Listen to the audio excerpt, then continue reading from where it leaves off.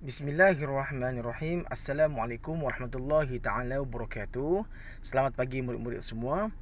Hari ini bersama sekali lagi dengan Muadib dalam pendidikan kesihatan. Hari ini kita akan membincangkan berkaitan tentang konflik. Tentang konflik. Jadi buka muka surat 79 dan kita akan membaca dan memahaminya, dan Muadib akan cuba untuk menerangkan kepada murid-murid semua agar murid-murid dapat memahami bagaimana konflik berlaku dan tanda-tanda konflik serta bagaimana untuk menguruskan konflik. Okey. Sudah muka surat 79? Alright. Jadi kita baca. Fahamilah daku.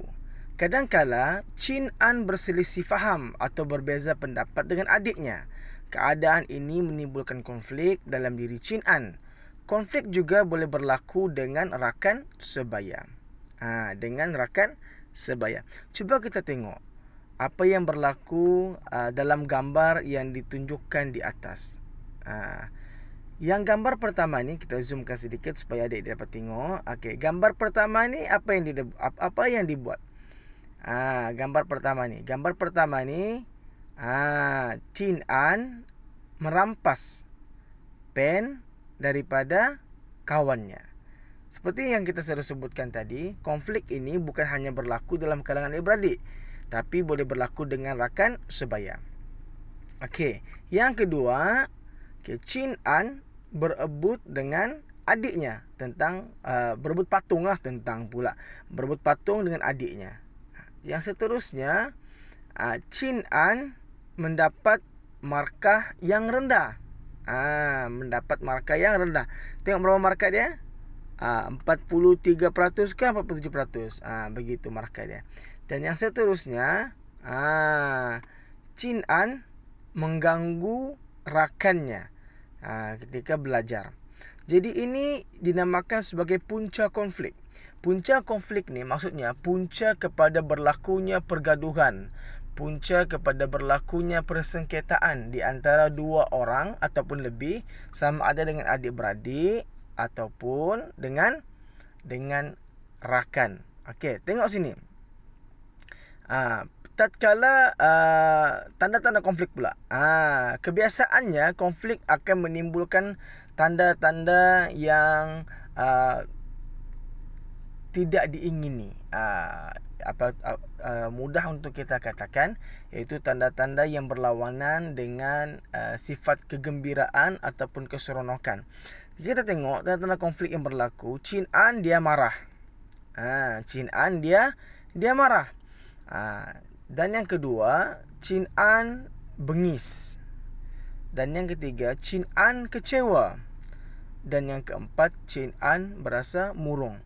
Ini merupakan tanda-tanda konflik yang terhasil daripada punca konflik yang berlaku seperti mana gambar di atas. Bila bergaduh, maka akan timbul rasa marah. Bila dikacau, akan timbul rasa marah dan juga bengis. Dan bila kita mendapatkan keputusan yang kurang baik dalam peperiksaan, ataupun kita tidak mendapatkan perkara yang kita inginkan, maka kita akan rasa kecewa. Kita akan rasa murung. Okey, itulah yang berlaku hasil daripada konflik itu tadi. Maka ini merupakan satu tanda-tanda yang kurang baik. Okey. Di sini ada satu nota. Nyatakan dua situasi yang boleh menyebabkan konflik antara adik-beradik.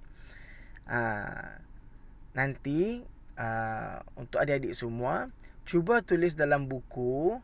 Okey, nyatakan dua situasi yang boleh menyebabkan konflik antara adik-beradik. Tuliskan pengalaman anda secara benar yang anda lalui di rumah. Apakah yang menjadi punca ataupun situasi yang menjadi punca berlakunya konflik antara adik-beradik.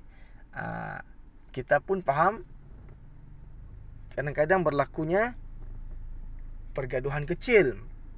Kadang-kadang berlakunya perkara yang tidak kita ingini dalam keluarga, dan terutamanya adik-beradik lah.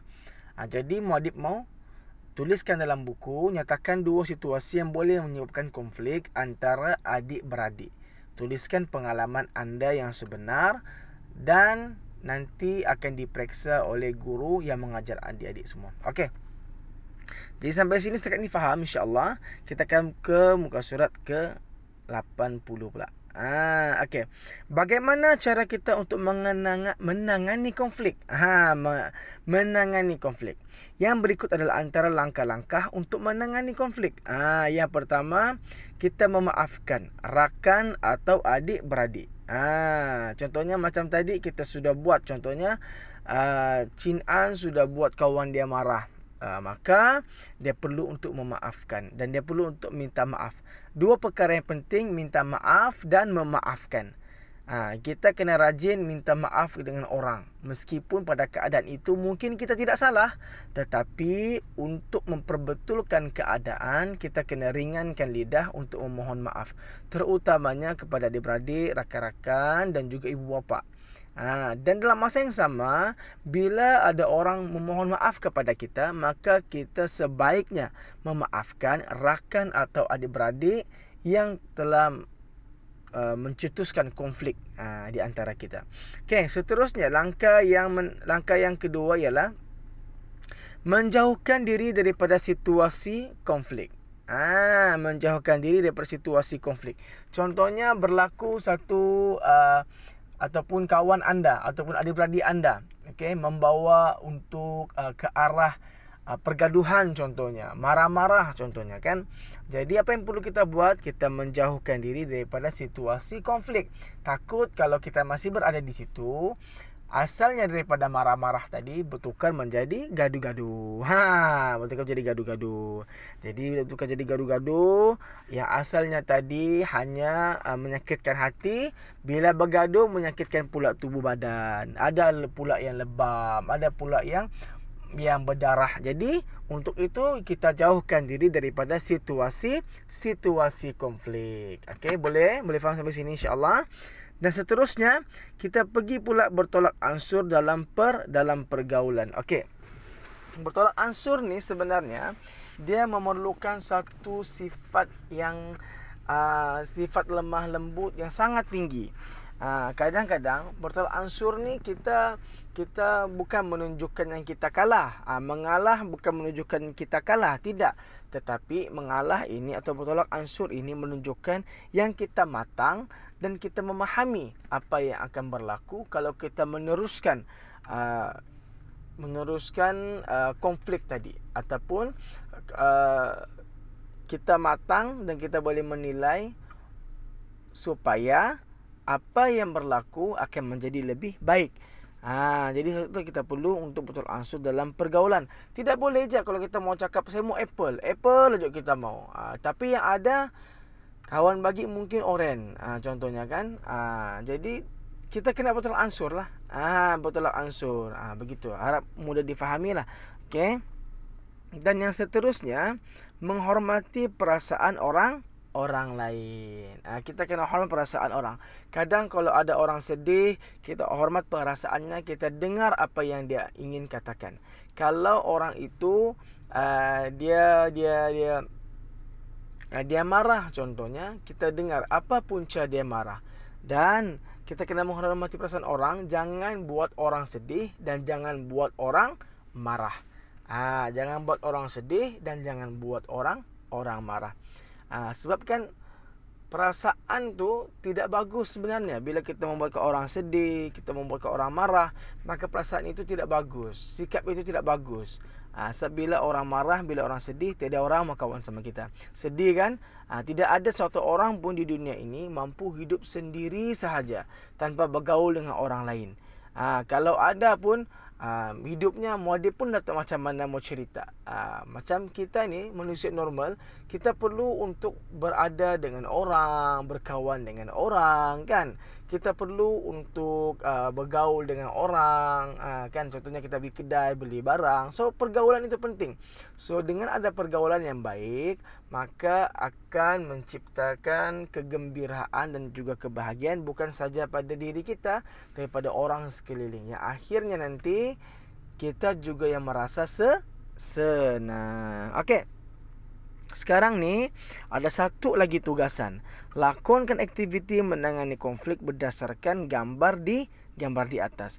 Jadi muadib ada satu tugasan lagi untuk korang, iaitu lakonkan mungkin bersama dengan ibu bapa ataupun mungkin bersama dengan adik-beradik. Lakonkan ambil gambar, lakonkan aktiviti ini menangani konflik seperti mana yang sudah kita nampak di atas, memaafkan rakan atau adik-beradik, menjauhkan diri daripada situasi konflik, bertolak ansur dalam pergaulan dan juga menghormati perasaan orang lain.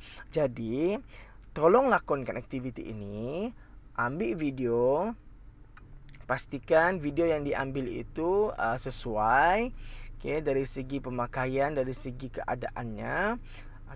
Lepas itu rakam dan postkan di Facebook. Mudah kan? Postkan di Facebook dan tag guru yang mengajar anda. Dalam masa yang sama, letakkan tajuk di atas #menangani konflik tahun 3. #menangani konflik tahun 3 pendidikan kesihatan. Jadi insya-Allah itu sahaja daripada muadib. Semoga adik-adik semua dapat memahami apa yang cuba disampaikan dan seterusnya mengaplikasikan dalam kehidupan. Jadi insya-Allah kalau ada persoalan, boleh terus soal muadib dalam ruangan komen di YouTube channel muadib ataupun bertanya dengan guru-guru yang mengajar adik-adik semua. Jadi assalamualaikum warahmatullahi wabarakatuh.